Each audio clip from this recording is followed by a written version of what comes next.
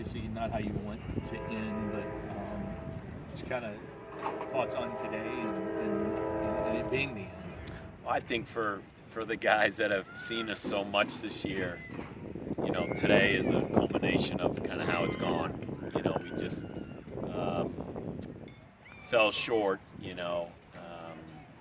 and almost had to play perfect baseball. We just felt like this last 4 to 6 weeks, we almost, we had to be flawless, and we had to be perfect on the mound without walks, and we had to be perfect on defense because offensively we just couldn't get the big crooked number. It's over 60% of the time in baseball, the winning team scores more runs in one inning than the losing team scores the entire game. I mean, in all of baseball, we couldn't get those big crooked numbers.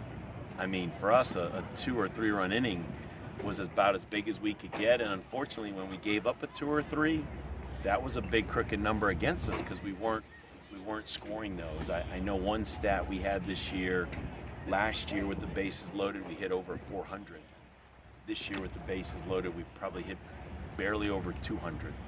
And that's where you get the crooked numbers and the big innings, and it's not necessarily just a knock on our players or our coaches. I mean, it's just not having a healthy lineup for the second half of the year, and but I give those guys a lot of credit, man, because they fought, they played through injuries, and toughness was our book for the year.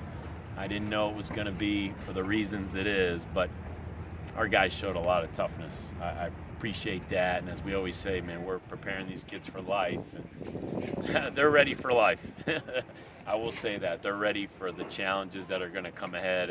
As adults, we know how real and scary and difficult life can get at times. So I do know this group is well prepared for that. Do you feel like some of that was just guys trying too hard? Or Definitely. trying to do too much? Yeah, and as being a baseball, fan, right? And as much as you love the game, Dan, that's the balance in baseball. Play with energy, play fast, compete your tail off, but you can't try too hard. And we went through that and my fault too as a coach, because I probably coached too hard, if that makes any sense. Probably over motivated and over tried to get us through the storm, and hey, everybody do a little more and pick up the slack when Napchick was out of the lineup, or Peyton was out of the lineup, or Benson, and all these guys are banged up, and that backfires on you in baseball, And I really noticed it in the Virginia weekend, probably the Clemson Virginia weekend. I'm stubborn and I'm hard-headed, and I just thought I could coach our way and motivate our way and tough our way through this, and these kids can do it. We can do it. And when we played those 6 road games, you got a glimpse of teams that are playing healthy and their stars are playing good. And then I got to see the bottom of the lineup, where I've always stood here and bragged about many times, Matt, if I said our 7 through 9 are maybe the best 7 through 9 hitters in the country. It's hard to be the best 7 through 9 hitters in the country when your 1 through 5 or 6 aren't locked in and great. And I saw that in back-to-back weekends at Clemson and Virginia. And I'm not knocking those hitters, but the stats don't, glorify them as all ACC players and this and that. But they played well against us. And they played well against us because, as you notice, role players and other guys can play their best when they know their stars are at their best, and our stars just weren't at their best. I mean, and again, that's not based on their talent or ability. It was just really playing banged up. Kind of building off the first question, you guys had the base running errors in the middle innings, 3 inning-ending double plays. You've talked a lot about mindset and approach over the last month or so with this slide. Do you think the combined pressure of just trying to get out of that hole ended up doing you guys in, on top of just the bad luck you guys Probably had? a little bit of everything. I mean, really, just a little bit of everything. But this game, and you love this game, and the fine line between winning and losing, and we just trying to force it. Napchick goes first to third last night, and that's our style, and that's aggressive. But in baseball, don't first out at third, and so we teach that.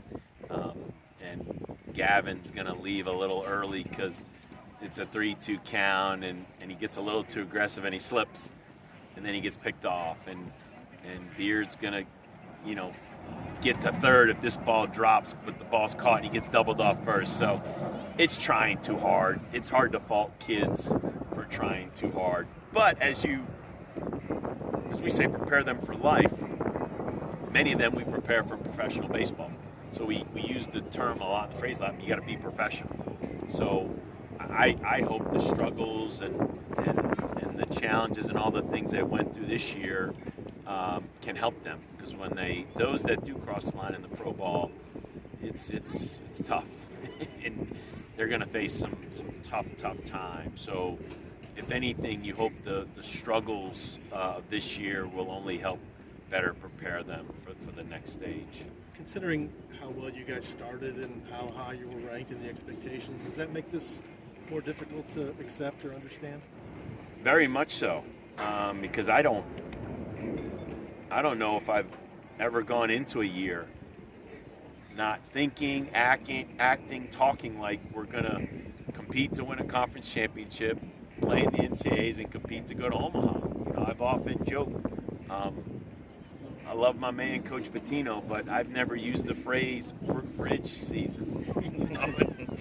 He could do that, and I love him. I think he's one of the best. But I've never said that to start a season. And maybe because I'm not smart enough or bright enough or I'm too hard-headed.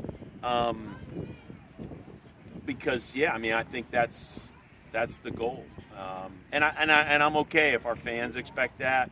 Our players expect that, because baseball is a crazy game, and who'd have said we'd have gone to Omaha in 07, I don't know if I was preaching Omaha to that team, but I definitely was preaching we're going to win a conference championship and go to the NCAA. So,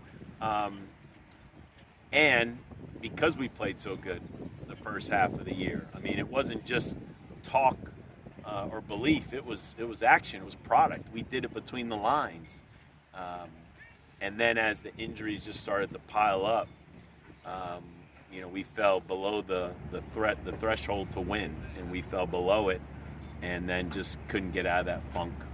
And you, in the ever-changing world of college sports, you did mention early in the year about the transfer portal and talk about maybe not, as this ends now and you look forward, I guess, what do you do with your players? What's next? How do you kind of talk them through who's going where and who's coming back, and then do you dip into the portal at all? Yeah, and that's what I told Sean on the radio. Whether we finish in Omaha or we finish here at Jim Patterson Stadium, man, there's so much work to be done, and it's roster management, number one. we obviously we feel like we got a great class that we've signed, and we got to meet with kids and families, and the draft coming up, and you don't always get every signee that commits and signs with you, so you have that battle. And then this is an unusual year where we have so many players that didn't get to perform at the level they thought they were or wanted to, and so because of the guys being banged up. So yes, we got to meet with this group, and then individually we'll meet with players, and it's who do we feel is right for us to keep, who might already have one foot out the door, right, in the land of transfer portal. That's a challenge for coaches now, because you could be coaching kids that might have one foot out the door. And then yes, who do we bring in, from another school, and then just a challenging thing is that player X, Y, or Z at another school, is he better than the guy at your school? Again, trying to forecast the year ahead, that guy in our program gets another year better, another year stronger, another year tougher, and so those will be some challenging decisions we have to make. But I don't, like I said, whether we finish in Omaha or we finish now, our world is roster management. We spent a lot of time on that, so that's what we'll dive into. If there's any benefit to the season ending early, which there's not many, I don't want to act like there's a lot of positives, but knowing your roster and getting ready for next year, I guess that's something we'll we'll try to get a jump start on. Obviously, with this being the season just ending and you've got an entire off season to ponder and deliberate this, but with this being the second time in 3 years you guys are going to miss the NCAA tournament, is there anything heading into next season that you maybe want to, with your program, that you maybe want to tinker with or alter your approach to everything going on? Definitely. I mean, everything's on the board, right? I mean, everything will be evaluated. Everything, just the way we did things from A to Z. I think you have to. And when we finished third in the country, you evaluate A to Z, because what could we have done differently to finish 1 or 2?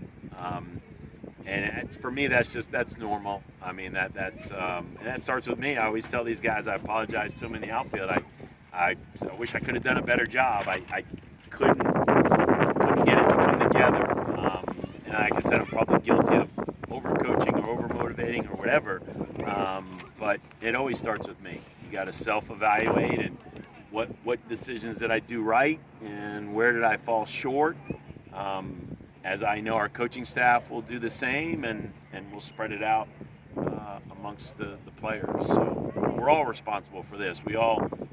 I'm the head coach, so I can get the most, but we challenge these guys to take ownership. If you want to be successful in life, you got to take ownership. So it'll be interesting how these meetings go, and player to player, and then coach to coach, and program to coaches as to what we need to do differently to get us back on track. You're one of the best coaches in the country, have been for a long time. There are openings now, publications like Baseball America always throw your name out there as a possible. Do you expect to be here next year? I always expect to be here, but I'm not going to shy away from. I've been very vocal, right, the past few years. We got back from Texas A&M. You can listen to my interview on the radio on 93.9. I was very vocal. If you came to my leadoff banquet and you rewatched that, there was some clear messages in that leadoff banquet. I'm not going to get into it now, but I've been very vocal and challenging over the last 12 months. Just look at the writing on the wall. Look at where this program has been, and you walk around. You walk to the dugouts. You walk into the stadium. You see what differently have we done since 2000, whatever. So it's, we want to be here. We love it here. But again, I want to work for people and be with people and in a group that want to win as well. And don't tell me you want to win, show me you want to win. That's all I ask for, and I think our fans ask for that. I think our players ask for that. I've been recruiting these kids. They've been committed since their 8th, 9th, 10th grade year. Well, they showed up on campus. They haven't seen a whole lot different. They said it was going to be different. We promised them it would be different, but it's not different. So, as my phrase was at the leadoff banquet, are you interested or are you committed? I want to be at a place that's committed when it's all said and done, because the kids were recruited to be at a place that's committed, and ultimately we're trying to get to Omaha and win a national championship. So it ain't gonna happen unless we make a full commitment. Can you give me some of the positives that you take away from this year? It's each player will have, like Gavin Keelan and some of the young kids did some good things, and you think an Eddie King and some other guys are going to get better. So, there's I don't have a whole lot off the top of my head other than these guys are prepared for life. We prepared them for life. We prepared them for pro ball. Storms happen, right? So it's a part of life, But yeah, they did great in the classroom. We did great in the community. I'm sure I could find a lot of positives, but when the season ends, as frustrating as it is right now, it's hard. It hurts, and it hurts seeing your players hurt. It's a sad, frustrating time, as it should be. Like I said, I think our fan base as well. I want our fan base to know these kids fought, man. These kids gave it everything they had, but I want expectations. I have expectations. These players have expectations. Our fans have expectations, and we didn't live up to them.